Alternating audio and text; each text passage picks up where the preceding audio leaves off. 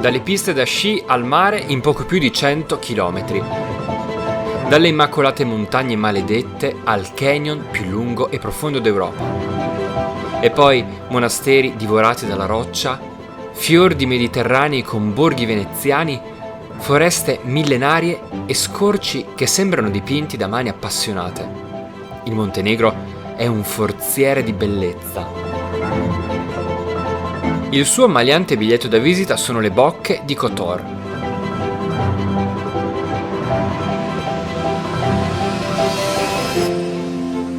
Già i popoli illirici e poi romani avevano avviato un'intensa attività marittima qui nelle bocche di Kotor, nel Montenegro. Mi trovo in questo momento nell'antica banchina del porto di Peraste. Le bocche di Kotor sono una sorta di fiordo, un golfo, una baia, un mare interno dove il mare Adriatico si infila tra le montagne del Montenegro formando uno specchio d'acqua protetto. Sulle sue sponde sono sorte diverse cittadine, antichissime. Di quel passato commerciale oggi non resta più nulla perché è sbocciato il turismo. In 200 anni quest'area è cambiata molto. Dai mulini l'economia si basa ora sul turismo, giusto? Sì, certo. Anche la vita è cambiata molto. Delle attività dei mulini si è passata ad un'economia basata sul turismo, sulla navigazione. Ad oggi che la gente vive principalmente di turismo.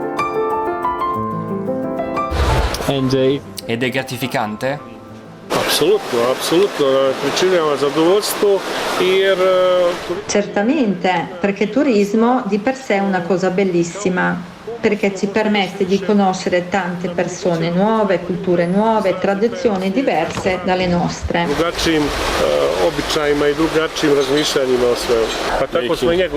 That's how we met you as well. True. Conosceremo più tardi il signor Čatović e il suo antico mulino che ha cambiato volto come il Montenegro. Mi godo la domenica alzandomi presto nel piccolo borgo di Risan, dove è giorno di mercato. Prosciutti, formaggi, olive d'ogni sorta, fichi secchi, alle 8:30 di mattina i banchi sono già affollati, mentre la brezza che scende giù dalle montagne spazzola la superficie della baia. Mi sposto di pochi chilometri lungo la costa. Sul porto di Peraste nel 200, secondo cronache di allora, lavoravano tagliapietre, costruttori navali che per la loro abilità erano davvero tanto conosciuti a Venezia. Venezia decise di garantire a Peraste uno stato di indipendenza durante la sua dominazione che durò 3 secoli, tra il 400 e il 700. I marittimi di Peraste, per la loro abilità, venivano posti dai veneziani persino al comando delle loro navi nelle battaglie contro i turchi. Dalla fine del Settecento l'area ha vissuto un periodo di decadenza per via della rovina della navigazione a vela e le dominazioni austriache e francesi, ma è rinata in tempi recenti grazie al turismo. I borghi del fiordo sono composti da poche file di case di pietra lungo la battigia, dove sedersi a leggere un libro o semplicemente oziare e poi passeggiare. Decisamente più frenetico è il borgo che dà il nome alle bocche. L'influenza veneziana la si vede tutta qui a Kotor, una dominazione che durò quasi 4 secoli e quindi un'influenza che adesso sto ammirando dalla loggia della cattedrale di San Trifone. Un'influenza che si vede, dicevo, dalle architetture, dalle bifore traforate, qua tutto risuona veneziano, veneziani che italianizzarono la città in Cattaro, così come italianizzarono anche i nomi delle altre cittadine qua della costa. Nelle giornate estive è facile venire assaliti da frotte di turisti che scendono dalle navi da crociera. Il centro storico è diventato una grande attrazione a cielo aperto. Kotor sembra una città di montagna sul mare, se la si guarda con le sue ripide montagne alle spalle sembra un borgo d'alta quota, eppure di fronte alle sue possenti mura attraccano gigantesche navi da crociera.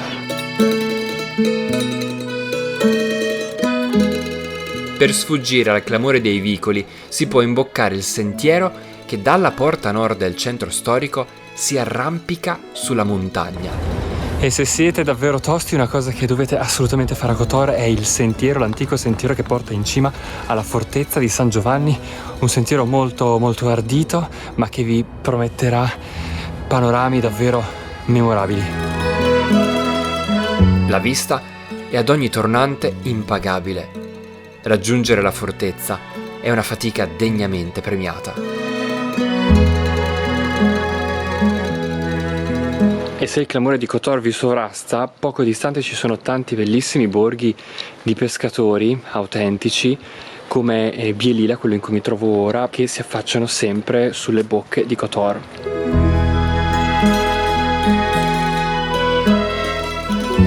Nell'acqua trasparente si specchiano vecchie case di pietra di pescatori che oggi ospitano turisti.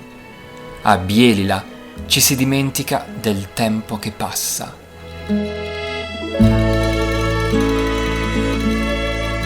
La costa è a tratti deturpata da grandi ville in costruzione, specie di magnati russi. I loro yacht si sono per anni dati appuntamento nelle bocche di Kotor. Il tripudio del lusso, la nuova marina di Tivat è questo, sembra che tutta la ricchezza del Mediterraneo sia praticamente finita qua. Diversa da quello che abbiamo visto fino ad ora, con i borghi caratteristici e le architetture antiche di quest'area del Montenegro. È comunque una passeggiata estremamente suggestiva, appunto soprattutto a quest'ora con il candore del sole che si appoggia sulle montagne della baia di Kotor.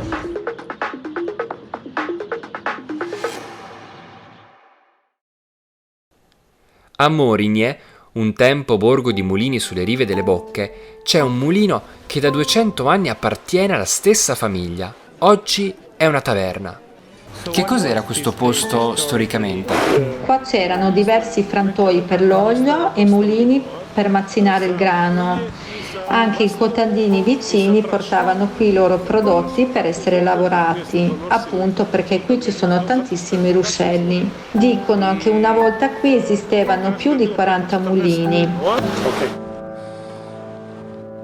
Il ristoratore mi spiega che sono arrivati prima i turisti regionali, poi quelli dell'ex blocco orientale, poi gli occidentali, e che la stagione turistica sta diventando sempre più lunga.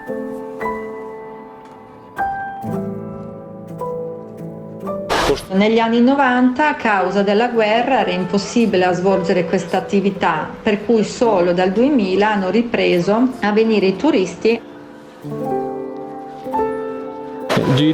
Pensa che il Montenegro diventerà sempre più popolare e che nei prossimi anni esploderà di turismo? Sì, forse anche prima, a meno che non accadano i fatti come coronavirus. Nel prossimo episodio raggiungeremo le vette più alte del Montenegro e poi giù fino alle gole più profonde. Continua a viaggiare, iscriviti al canale YouTube Un Reporter in Valigia.